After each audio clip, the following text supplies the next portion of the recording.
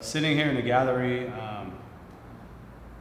it, it makes me feel truly grateful how I'm telling the story about the Epic Art Quest, and now we have this gallery and we have a studio, and things are really good. And it reminds me about just to be humble and be grateful, because just a few short years ago I had nothing, I had none of this, and it makes me want to tell the story about how in the beginning, my art career wasn't about when I moved to California in 2000, and it wasn't about when I had my first art show.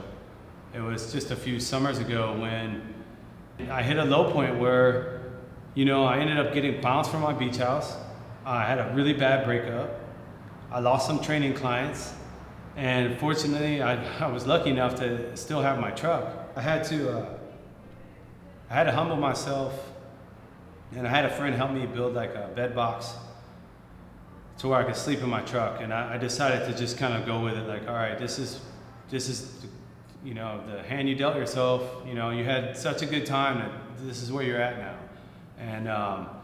And so I stripped all those things away that was now working out, credit cards and the trips I couldn't afford and the people I was partying with that were like, they were friends, but they were like bar friends or weekend friends, or they didn't give a damn what the hell happened to me, and I was fortunate enough to have some real friends that said, hey, yo, man, we can help you out. Like, we do believe in your artwork. And, I had personal training clients still that were like, we can help you get back on your feet.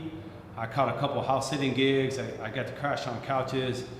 But for the most part, that summer when I lived in my truck, it made me realize, and everything went away and it got quiet, and nights when I stepped in the truck and I'd have a meager studio, someone's garage, or like a small office space.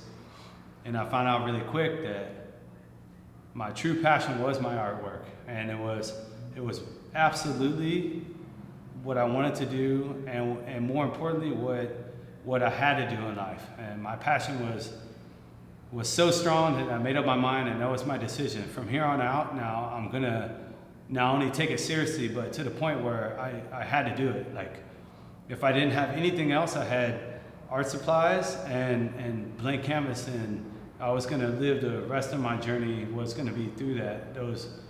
That medium was going to be the way I told my life story. And I was humbled to the point to where people believed in my passion and they bought my work. And once I made up my mind, I built from the ground up. All right, so if art's going to be what I'm going to do, then what do I need to make art happen? And I needed just a studio and just my paint and then a place to sell the work. And so I found ways to put my work in coffee shops, or I put it in the gym I used to work at, and I would show it to friends and clients, and it got me back on my feet in a whole new way. And now I was a real artist, and I knew that there was nothing else for me in life that was going to be the bottom line.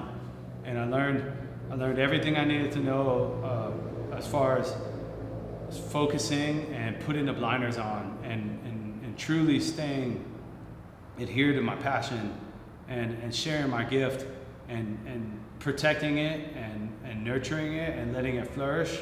Then I could share it and inspire others to do the same. And since then, I've grown with just a mountain and a wave of inspiration and momentum. Now we run Location 1980, and I'm proud to say I'm a founder of one of the strongest and most unique art colonies in all of Orange County in Southern California. And a lot of that boldness and energy comes from just the roots of being simple, and being humble to the point where if you follow your passion and focus on that grind, you can't really go wrong. It's a matter of time before it attracts like-minded people and the right doors will open up. And now we're in a really good position, and I'm in a position as an artist now being 40, and I'm not a young buck. I'm an OG. I've been around the block. I've had my ups and my downs, but now I'm in a position where I can help other artists come up and maybe avoid some of the unnecessary pitfalls. I just hope to share my story and hopefully inspire others to do the same.